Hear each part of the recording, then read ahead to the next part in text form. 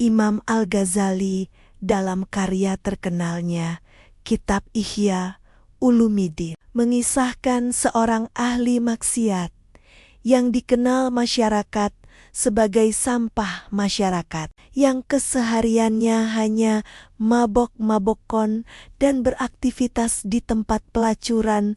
Suatu hari yang panas, seorang laki-laki ahli maksiat yang tenggelam dalam dosa meninggal dunia. Tidak ada anggota masyarakat yang simpati pada jenazah laki-laki setengah baya yang tinggal di sudut kota Bashrah ini, termasuk juga kepada keluarganya. Istri almarhum sendiri tidak menemukan anggota masyarakat yang berkenan membantunya untuk memikul jenazah suaminya yang pemabuk itu, karena memang tetangganya juga tidak mengenalnya, saking ahli maksiat suaminya. Istri almarhum terpaksa membayar 2 orang untuk memikul keranda yang berisi jenazah suaminya ke musala. Ia juga tidak menemukan jamaah musala yang berkenan mensalatkan jenazah suaminya. Istri almarhum kemudian memutuskan untuk melanjutkan prosesi pengurusan jenazah. Ia lalu membawa jenazah suaminya ke padang pasir terbuka untuk dimakamkan. Tak disangka ia mendapati seseorang yang seakan telah menunggu lama jenazah suaminya untuk mensalatkan jenazah tersebut. Orang itu tidak lain adalah orang zuhud yang uzlah di sebuah bukit di tepi kota yang terkenal kewaliannya di kalangan penduduk. Tak berapa lama tersiar kabar di tengah masyarakat Bashrah bahwa orang yang dikenal wali Allah rela dan berkenan menuruni bukit hanya untuk mensyalatkan jenazah fulan yang dikenal sebagai seorang pemabuk. Masyarakat Bashrah pun sambil terheran-heran lalu berduyun-duyun merapat ke lokasi pemakaman.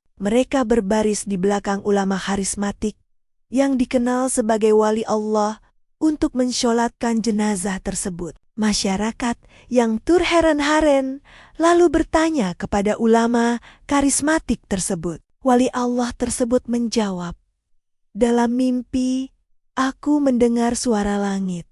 Turunlah, temui jenazah fulan. Kamu akan melihat jenazah yang tidak diiringi siapapun kecuali istrinya. Salatkanlah jenazahnya, karena sungguh ia telah diampuni."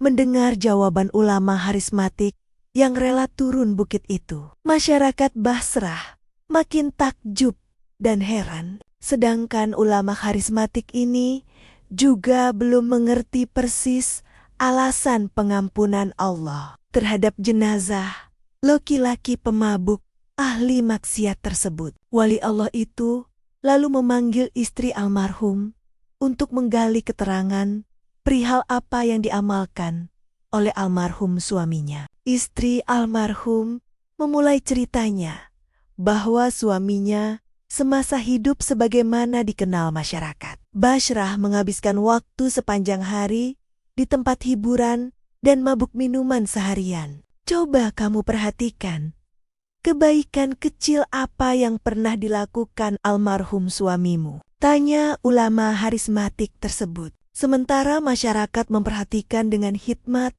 jawaban istri almarhum. "Baik, ada 3 hal yang kuingat," jawab istri almarhum. Pertama, setiap kali sadar dari mabuknya waktu syubuh, almarhum suaminya segera mengganti pakaian, berwudu, lalu bergegas menuju masjid untuk salat subuh berjamaah. Selesai salat subuh berjamaah, almarhum kembali ke tempat hiburan langganannya dan tenggelam dalam dosa. Kedua, rumah almarhum tidak pernah sepi dari 1 atau 2 anak yatim yang disantuni. Bahkan tidak jarang kebaikan almarhum terhadap anak-anak yatim tersebut melebihi kebaikannya terhadap anaknya sendiri. Ketiga, tidak jarang almarhum suaminya sadar di tengah mabuknya pada gelap malam, lalu menangis dengan penyesalan dan bermunajat, "Wahai Tuhan pemilik sudit-sudit neraka jahanam,